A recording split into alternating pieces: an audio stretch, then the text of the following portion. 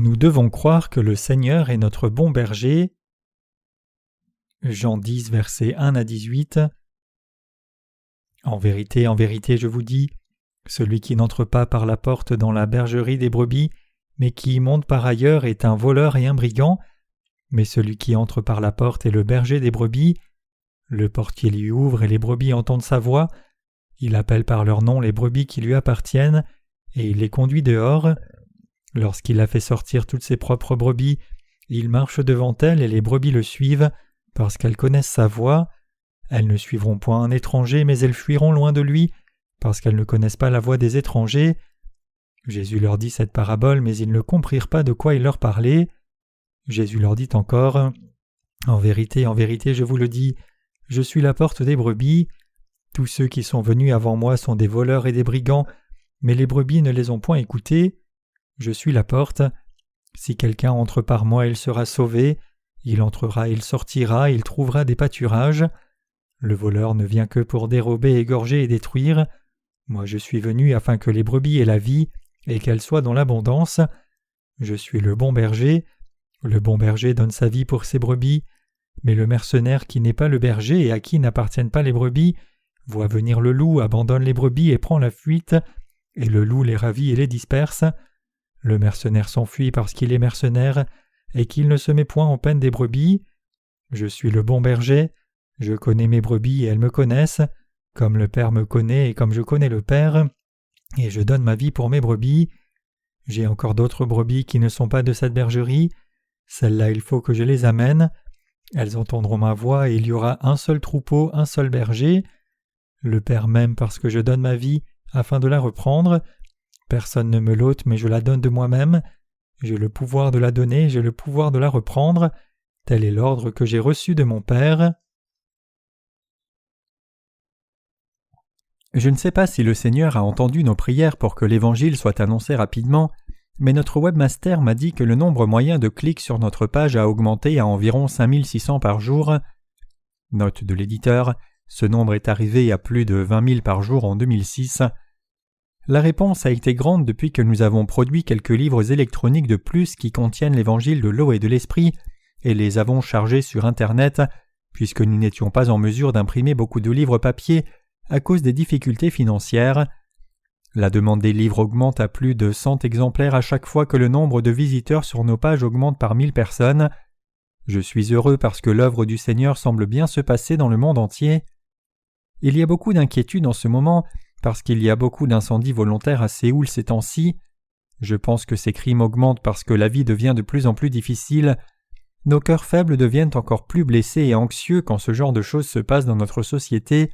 Mais c'est si heureux que Dieu ait pris soin de nous et nous ait bénis pour que nous puissions servir l'évangile de l'eau et de l'esprit comme cela. Je ne sais pas combien de temps encore nous pourrons partager cet évangile, mais je crois que Dieu nous donnera la force et nous fera prêcher l'évangile encore plus. Je continuerai de partager l'évangile de l'eau et de l'esprit au monde entier et d'écrire des livres pour la croissance spirituelle des saints, et je crois que le Seigneur agira toujours avec nous pour que les semences de l'évangile fleurissent et portent du fruit abondamment, et que les flammes de l'évangile de l'eau et de l'esprit se lèvent dans le monde tout entier. Mais par contre, il y a beaucoup de saints qui s'écartent même après avoir reçu la rémission des péchés que de nouveaux croyants qui viennent dans notre Église. Bien sûr, je pense que cela pourrait se passer parce que nous sommes de faibles humains, mais il est aussi vrai que je me sens très frustré quand je vois de l'espace vide laissé par les saints qui n'ont pas fixé leurs pensées fermement avec foi. Mais je veux vraiment que Dieu leur parle jusqu'à la fin pour qu'ils ne deviennent pas adversaires de Dieu. J'ai un désir dans mon cœur pour qu'ils ne deviennent pas comme le serviteur infidèle qui n'a rendu que le seul talent que le maître lui avait donné et y a finalement vu la condamnation comme c'est dit dans les Écritures. J'ai un désir que vous et moi accomplissions toute l'œuvre qui nous a été confiée jusqu'au jour de la venue du Seigneur. Je pense aussi que la vie de service de l'évangile de l'eau et de l'esprit et marcher avec le Seigneur est vraiment heureux. Bien que nous ayons des manquements, nous sommes heureux parce que nous servons l'Évangile et sommes réconfortés, même lorsque nous faisons face à des difficultés, parce que nous demeurons toujours dans cet Évangile et le Seigneur. Je me demande parfois pourquoi j'aurais vécu si ce n'est pour cet Évangile. Aurions-nous le vrai bonheur si nous vivions seulement pour notre propre chair, au lieu de servir le Seigneur qui est venu par l'Évangile de l'eau et de l'Esprit ? Est-ce vraiment une vie juste si vous vivez seulement pour vous-même? Non. Vivre sans connaître le Seigneur et l'évangile de l'eau et de l'esprit est vraiment indigne, comme il est écrit « L'homme qui est en honneur et qui n'a pas d'intelligence est semblable aux bêtes que l'on égorge » Psaume 49, verset 20. Les Écritures disent que les brebis doivent entrer par la porte des brebis. Aujourd'hui, nous avons lu l'Évangile de Jean chapitre 10 ensemble. Quand nous regardons au versets 1 à 5, nous pouvons voir que le Seigneur parle de la pratique conventionnelle dans le monde. Il dit « en vérité, je vous dis, celui qui n'entre pas par la porte dans la bergerie des brebis, mais qui y monte par ailleurs est un voleur et un brigand. Mais celui qui entre par la porte est le berger des brebis. Le portier lui ouvre et les brebis entendent sa voix. Il appelle par leur nom les brebis qui lui appartiennent, et il les conduit dehors. Lorsqu'il a fait sortir toutes ses propres brebis, il marche devant elles et les brebis le suivent, parce qu'elles connaissent sa voix. Elles ne suivront point un étranger, mais elles fuiront loin de lui, parce qu'elles ne connaissent pas la voix des étrangers. » Comme vous le savez, le berger qui prend soin des brebis ouvre la porte pour les brebis quand les brebis rentrent du pâturage. Alors les brebis entrent dans la bergerie, et quand le berger ouvre la porte le lendemain et passe devant elles, les brebis le suivent et mangent de l'herbe. Et les brebis reconnaissent parfaitement et précisément leur berger. Elles suivent seulement leur propre berger et ne suivent personne d'autre, même si cette personne porte les habits du berger. Les brebis qui se souviennent de la voix du berger suivent toujours leur berger, même si un faux se déguise comme s'il était le vrai berger. C'est vraiment une chose remarquable et merveilleuse, mais c'est vrai. Le Seigneur a parlé du fait réel et correct dans la première partie du chapitre 10. Dans l'Évangile de Jean chapitre 10 versets 7 à 9, le Seigneur parle des choses réalistes et spirituelles ici, et notre Seigneur se représente lui-même comme la porte des brebis. Jésus leur dit encore « en vérité, je vous le dis, je suis la porte des brebis. Tous ceux qui sont venus avant moi sont des voleurs et des brigands, mais les brebis ne les ont point écoutés. Je suis la porte. Si quelqu'un entre par moi, il sera sauvé. Il entrera, il sortira et il trouvera des pâturages. » Le Seigneur est notre Dieu. Jésus dit qu'il est la porte des brebis parce qu'il est devenu notre berger et nous a conduits, troupeaux de brebis, à la porte correcte et nous a nourris de la nourriture du salut appelée l'évangile de l'eau et de l'esprit. Et il continue de dire « Tous ceux qui sont venus avant moi sont des voleurs et des brigands. » Cela veut dire que personne en dehors du Seigneur qui insiste sur le fait qu'il soit le Sauveur, le fondateur d'une secte ou un dirigeant religieux, ne peut être autre chose que voleur et larron. Je n'essaye pas de diminuer les autres religions, mais l'enseignement du bouddhisme que tous les gens peuvent devenir Bouddha et aller au nirvana vient d'un voleur et larron selon la parole du Seigneur ici. Le Seigneur dit que seul le Seigneur lui-même est notre vrai Dieu et Sauveur, et le berger qui nous conduit sur la voie juste et nous donne la vie éternelle. Il dit « Je suis la porte. Si quelqu'un entre par moi, il sera sauvé. Il entrera et il sortira et il trouvera des pâturages. » Si nous croyons au Seigneur selon cette parole du Seigneur, si nous croyons que le Seigneur est notre Dieu et si nous croyons que le Seigneur a expié tous nos péchés par l'évangile de l'eau et de l'esprit, vous et moi pouvons recevoir la rémission des péchés par cette foi et devenir enfants de Dieu et atteindre la vie éternelle puis aller et venir par la porte du Seigneur et toujours manger le pain de vie. C'est parce que le Seigneur est la porte des brebis et la porte du royaume des cieux comme la porte du salut et la bénédiction en même temps. Probablement que personne parmi les saints qui croient en ce fait ne connaît la parole. Les brebis entreront et sortiront et trouveront pâture. Qui parmi ceux qui sont nés de nouveau ne sait pas que le Seigneur est la porte qui nous envoie au ciel? Mais la chose importante dans notre vie de foi, c'est la foi plus que la connaissance. Par la parole du passage d'aujourd'hui, je veux que vous reconfirmiez et croyiez dans votre cœur en cette vérité que vous avez bien connue jusqu'à présent et que vous ayez le cœur de reconnaissance envers le Seigneur. Le Seigneur qui est le bon berger donne sa vie pour les brebis. Le Seigneur dit au verset 11 « Je suis le bon berger donne sa vie pour les brebis. » Le Seigneur dit qu'il est le bon berger. Le voleur vient pour tuer et détruire, mais le bon berger vient dans ce monde pour que les brebis aient la vie céleste en abondance. Le Seigneur qui nous a donné la vraie vie et le salut est le bon berger. Personne d'autre que notre Seigneur n'est le bon berger. Cela signifie qu'il n'y a personne d'autre que le Seigneur qui puisse dire « Je suis le bon berger. Mais qu'a dit le Seigneur ensuite? Le Seigneur a dit que le bon berger meurt pour ses brebis. Abandonner sa vie n'est absolument pas chose facile, et il n'y a probablement personne qui puisse abandonner sa vie sans hésitation pour sauver les autres. Mais le Seigneur notre Dieu a abandonné sa vie et nous a sauvés parce qu'il nous a tant aimés, vous et moi, et a eu tant de compassion pour nous. Je dis que le Seigneur est venu dans ce monde et a reçu le baptême pour prendre tous nos péchés sur lui, puis est mort à notre place et nous a sauvés de la destruction. Les Écritures disent que le bon berger abandonne sa vie pour les brebis, et le Seigneur a abandonné sa vie pour nous sauver. C'est pour cela que nous professons que le Seigneur est certainement notre bon berger. Qui est le bon berger qui a tant aimé ses brebis qu'il a abandonné sa vie pour elles et a sauvé les brebis? Oui, ce n'est autre que Jésus-Christ. Pouvez-vous abandonner votre propre vie pour les brebis? Non, ce n'est absolument pas facile d'abandonner notre vie pour les autres.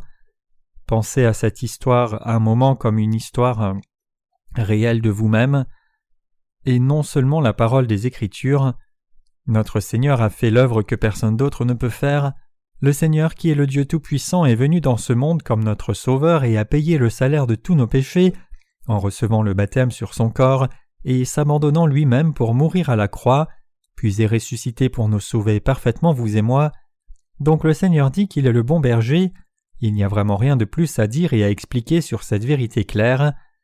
Le Seigneur est réellement notre Dieu et le Sauveur, qui nous a sauvés, vous et moi, parfaitement par l'évangile de l'eau et de l'esprit. Il est le berger qui ne nous a jamais traités comme un portier. Plutôt, il nous a traités comme ses amis. Nous devons confirmer dans nos cœurs cette foi en ce que le Seigneur est le bon berger, qui nous a donné la vie éternelle. Seuls ceux qui comprennent cela et croient en lui correctement sont les gens avec cette vraie foi. Mais que se passerait-il si nous ne croyons pas que le Seigneur est notre bon berger, alors que nous croyons et suivons le Seigneur? Nous essayons de trouver un chemin par nous-mêmes et ne restons pas aux côtés du Seigneur quand nous avons une situation difficile, puis nous nous opposons au Seigneur involontairement. Si nous croyons que le Seigneur est réellement notre propre Sauveur, nous pouvons nous lever pour le bénéfice de l'Évangile, même si nous sommes dans une situation désavantageuse en suivant le Seigneur. Nous pouvons le faire parce que nous croyons clairement que le Seigneur ne nous nuira jamais à vous et moi, qui sommes ses brebis. Vous devez vous rappeler que vous pouvez devenir adversaire de l'Évangile un jour si vous ne reconnaissez pas ce fait et ne croyez pas cela dans votre cœur. Le Seigneur s'est désigné lui-même et a dit « Je suis le bon berger ».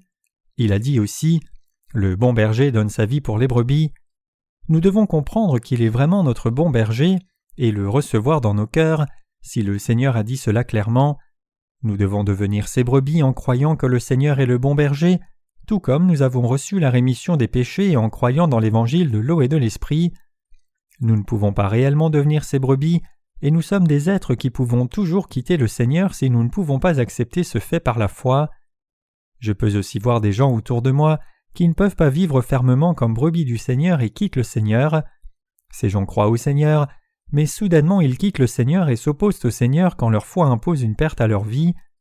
Ils doivent garder leur cœur pour s'unir à l'œuvre de la prédication de l'Évangile, mais ils sont plutôt secoués comme la poussière balayée par le vent, et ils disent « Quand ai-je servi l'Évangile ?» indépendamment que cela nuise à l'évangélisation et l'Évangile ou pas. Une telle personne deviendrait mon adversaire parce qu'elle s'oppose au Seigneur, mais je pense que c'est possible parce que c'est un humain faible quand j'y repense une deuxième fois.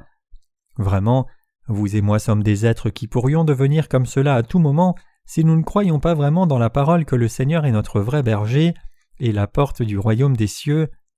Croyez-vous réellement que le Seigneur est le bon berger? Je suis certain que oui. Plus j'y pense, plus la vérité que le Seigneur est la porte des brebis et le bon berger est claire. Nous pouvons absolument comprendre que le Seigneur est notre porte, la porte du ciel, la porte du salut, la porte de la bénédiction, la porte de la vie éternelle, et le bon berger si nous contemplons profondément quelle est réellement la relation entre le Seigneur et moi, ou qui est le Seigneur pour moi.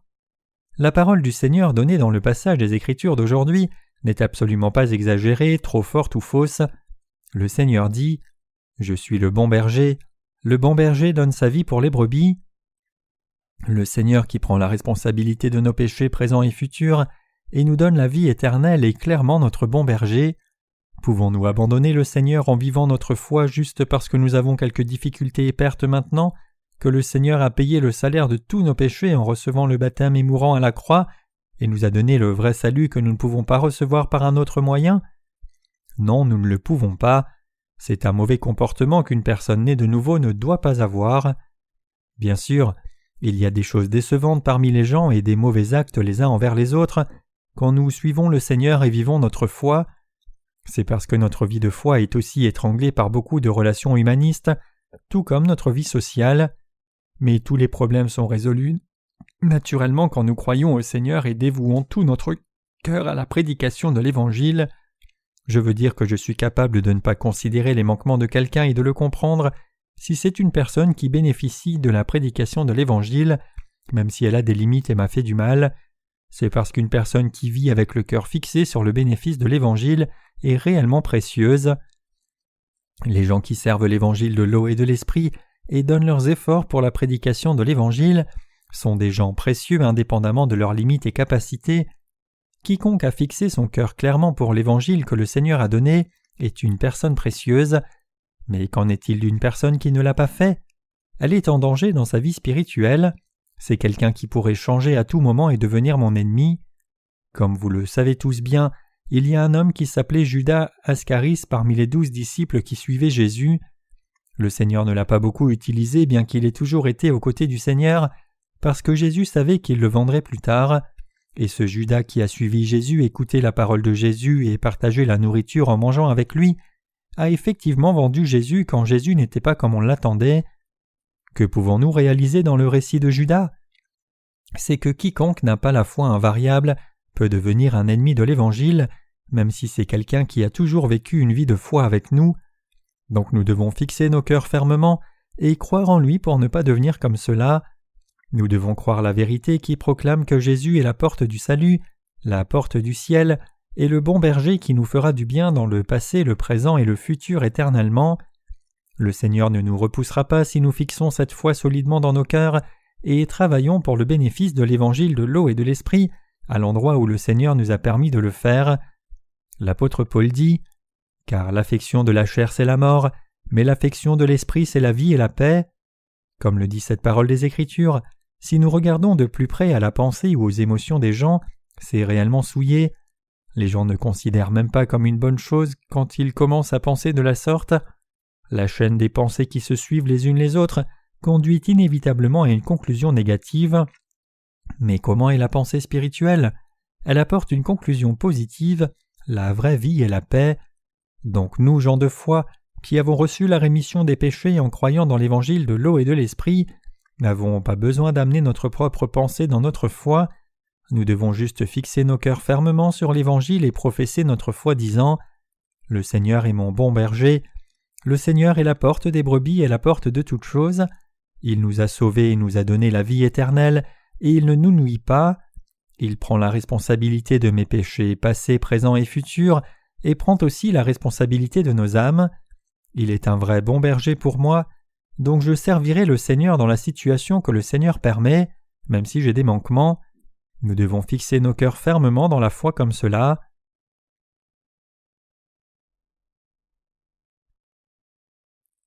Nous devons fixer nos cœurs pour le Seigneur. Je dis souvent, vous devez fixer vos pensées pour le Seigneur, ô croyants et serviteurs de Dieu. Je veux dire que vous devez fixer votre cœur sur l'œuvre juste. Nos cœurs doivent se fixer à la bonne place avec la pensée. C'est ma place juste que Dieu m'a donnée. Et fixer nos cœurs là comme l'avion dans le ciel doit atterrir quelque part. Si nous fixons nos cœurs fermement dans la foi, alors la pensée négative qui monte en vivant dans ce monde ne peut pas troubler la foi. Mais que se passerait-il si nous sommes dans un état où nous n'avons pas fixé notre cœur correctement dans la foi? Nous pourrions tourner le dos au Seigneur et nous tenir dans une position qui s'oppose à l'évangile de l'eau et de l'esprit, à cause de la pensée négative qui vient à nous inévitablement, puisque nous sommes humains. Donc le passage des Écritures d'aujourd'hui est très important, une parole qui nous dit que nous devons fixer nos cœurs sur la chose juste et dans le Seigneur qui est la vérité éternelle. Le Seigneur dit qu'il est le bon berger.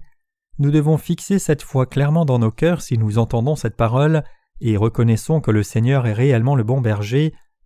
Cela signifie que nous devons réellement accepter cela dans nos cœurs et pas seulement le comprendre comme une simple connaissance. Nous menons nos vies de foi par le cœur et non par la tête.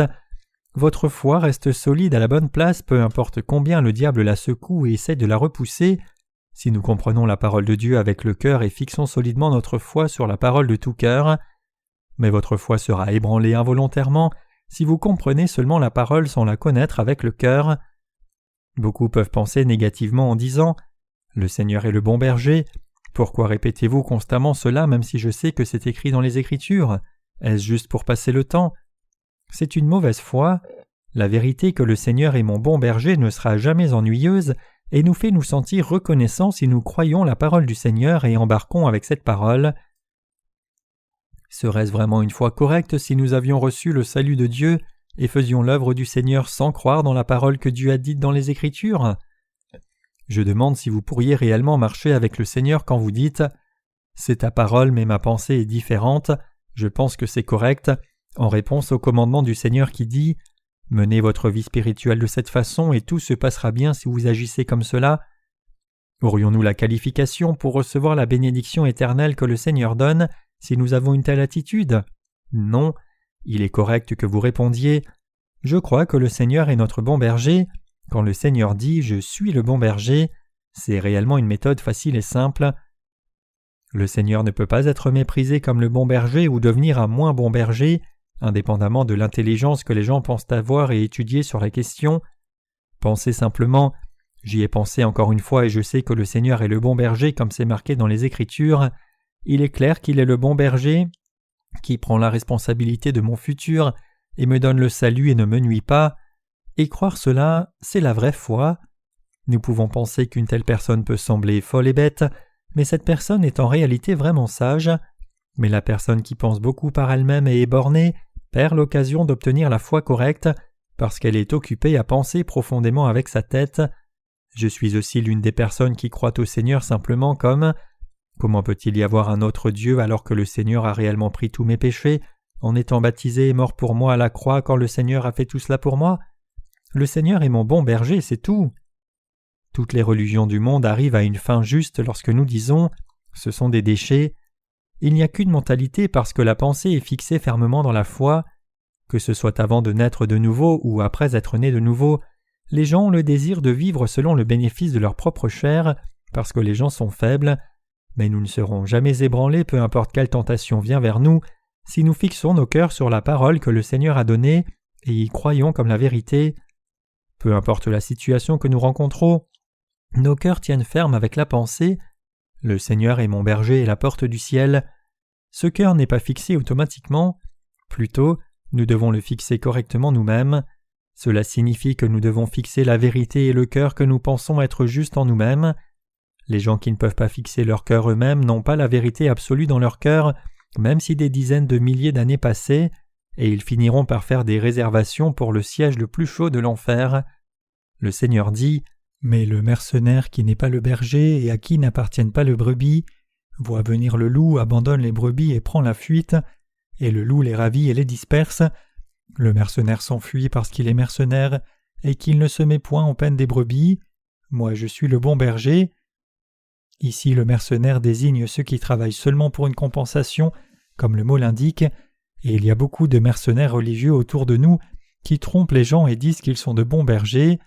Ils servent dans une église puis partent directement quand une autre église dit qu'il sera mieux payé. C'est la caractéristique d'un mercenaire de quitter l'église qui lui a été confiée sans hésitation quand une autre église dit qu'il recevra plus d'argent. Mais notre Seigneur est différent.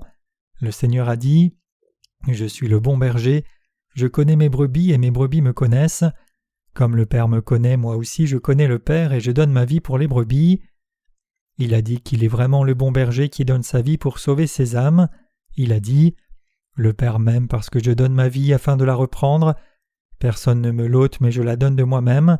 J'ai le pouvoir de la donner, j'ai le pouvoir de la reprendre. Tel est l'ordre que j'ai reçu de mon Père. » Le Seigneur a abandonné sa vie de sa propre volonté pour donner une nouvelle vie à vous et moi exactement selon cette parole marquée dans les Écritures. Le Seigneur a pris nos péchés sur lui par le baptême et a donné sa vie en abandonnant son corps à la croix, et le Seigneur dit Personne ne me l'ôte, mais je la donne de moi-même. J'ai le pouvoir de la donner, j'ai le pouvoir de la reprendre. Tel est l'ordre que j'ai reçu de mon Père. » Cela dit qu'il a abandonné sa vie de lui-même et personne ne lui a prise, et ce n'est pour aucune autre raison que vous sauver, vous et moi. Le Seigneur qui nous a aimés ainsi est notre vrai Dieu. Le Seigneur est vraiment notre Seigneur et notre Dieu. Le Dieu grand et tout-puissant qui a créé les cieux et la terre a abandonné sa vie pour nous sauver, nous qui devions mourir à cause du péché. C'est pour cela que le Seigneur doit être notre bon berger. Il n'y a personne comme le Seigneur sur cette planète et dans l'univers entier. Le Seigneur est le bon berger qui nous a sauvés, et il nous conduit dans les sentiers de la justice. Croyez-vous aussi cela? Nous devons comprendre et croire cette parole du Seigneur dans nos cœurs, et y graver cela fermement dans chacun de nos cœurs. Nous devons confirmer dans nos cœurs cette vérité, que le Seigneur est le bon berger qui a abandonné sa vie pour sauver nos âmes et nous ramener à la vie. Il est écrit que le Seigneur qui a l'autorité d'abandonner sa vie ou de la recevoir a donné sa propre vie pour vous et moi. Je comprends réellement et crois cela. Tous les gens qui ont déjà reçu la rémission des péchés, ou ceux qui ne l'ont pas, doivent croire cela. Nous devons fixer clairement dans nos cœurs le fait que notre Seigneur est notre bon berger et suivre le Seigneur en nous unissant à l'Église de Dieu et chercher le bénéfice de l'Évangile de l'eau et de l'Esprit. Fixez vos pensées maintenant, si vous devez encore fixer votre cœur par votre foi en ces temps difficiles. Le Seigneur dit qu'il est notre bon berger. Il n'y a pas de raison pour laquelle vous ne puissiez mettre votre pensée sur cette vérité certaine. Fixons nos pensées une fois pour toutes en disant « Le Seigneur m'a sauvé par l'évangile de l'eau et de l'esprit. Le Seigneur est mon Dieu et mon Sauveur, et celui qui m'a donné la vie éternelle et celui qui prend soin de toutes choses dans le passé, présent et à venir. Il est mon berger qui fait une bonne œuvre à travers moi, et nous devons vivre le reste de notre vie pour le bénéfice de l'évangile de l'eau et de l'esprit. Vivons comme cela jusqu'à ce que nous quittions ce monde. La fin du monde est proche. Indépendamment que vous soyez jeune ou vieux, que vous soyez ministre ou un croyant laïque, je veux sincèrement que vous fixiez tous vos cœurs devant la présence du Seigneur de la même façon et croyiez dans vos cœurs et viviez dans ce monde de la sorte jusqu'au dernier jour. Le monde maintenant est comme le calme avant la tempête, même s'il semble paisible à nos yeux. C'est précaire, comme le moment calme avant la tempête sous toutes les facettes, y compris politique, économique, militaire, climatique et dans le domaine naturel. Vous et moi vivons dans un temps terriblement effrayant. C'est le moment de sortir de la boue et de revenir dans l'Église, si quelqu'un est parti de l'Église de Dieu. Mais il y a des saints qui n'ont pas encore fixé leurs pensées et continuent seulement de vivre pour le bénéfice de leur chair. Jésus est le seul qui donne la paix et le réconfort pendant ce temps où toutes choses sont dans un état précaire. Donc nous devons croire que le Seigneur est le bon berger et continuer de garder la vérité dans nos cœurs alors que nous lisons la parole scripturaire. Nous devons fixer nos cœurs fermement et tracer la foi une fois de plus et la confirmer quand la crise arrive ou quand la tentation monte du cœur, alors que nous vivons dans ce monde précaire. Quand vos circonstances deviennent désavantageuses et que l'envie de la chair monte et qu'un temps vient où vous ne cherchez pas le bénéfice de l'Évangile et pensez seulement à vous-même, vous devez reconsidérer une fois de plus la parole « Le Seigneur est mon berger » par la foi, puis tournez votre cœur vers la pensée « Je ne devrais pas être comme cela puisque le Seigneur est mon bon berger. Ne devrais-je pas faire la bonne œuvre comme le Seigneur le désire, puisque le Seigneur m'a donné le salut et ne m'a pas amené de nuisance ?» C'est le moment où vous devez vous tenir devant le Seigneur parfaitement. Vraiment, je vis chaque jour avec le cœur d'une personne au champ de bataille ces jours-ci. Je fais cela parce qu'il pourrait y avoir un moment où une guerre terrible éclate et que je ne sois pas capable de faire l'œuvre du Seigneur correctement. Je le regretterais si je ne faisais pas cette œuvre aujourd'hui.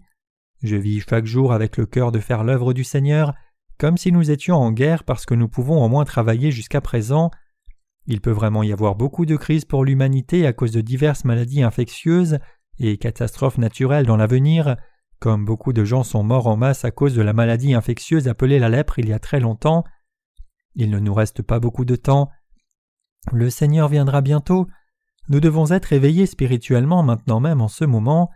Nous devons élever nos cœurs en connaissant et croyant absolument que le Seigneur est la porte des brebis et notre bon berger. Nous devons nous donner au Seigneur sérieusement avec notre foi et nous consacrer à lui, et nous devons penser à l'œuvre de Dieu qui nous a été confiée comme une œuvre réellement précieuse et faire fidèlement cette œuvre chaque jour. Je pense que nous devons travailler avec la pensée « Je suis un humain qui pourrait mourir dans une minute » Je vais prendre chaque moment précieusement et travailler diligemment parce que je pourrais ne pas avoir la chance de le faire plus tard. Le fondement d'une telle vie est la foi dans la vérité que le Seigneur est le bon berger. Le Seigneur est réellement la porte des brebis et le bon berger. Tout le reste n'est pas tellement un problème si nous croyons seulement cela. Si nous avons reçu la rémission des péchés et sommes devenus justes en croyant dans l'évangile de l'eau et de l'esprit, nous devons comprendre qui est réellement la personne qui nous a donné la rémission des péchés. Nous devons croire en lui avec la compréhension qu'il est le Seigneur et notre bon berger. Vivre la vie de foi, c'est comme cela. Cela signifie que nous devons non seulement à notre salut, nous devons aussi penser et croire au Seigneur qui nous a donné le salut. Je vais faire l'œuvre du Seigneur diligemment avec mes partenaires et frères et sœurs aujourd'hui et demain, bien que j'ai des manquements, parce que c'est l'œuvre que le Seigneur m'a confiée. Je crois que le Seigneur nous conduira sur le sentier juste et nous protégera et nous fera servir l'Évangile. Je rends grâce au Seigneur qui est notre bon berger.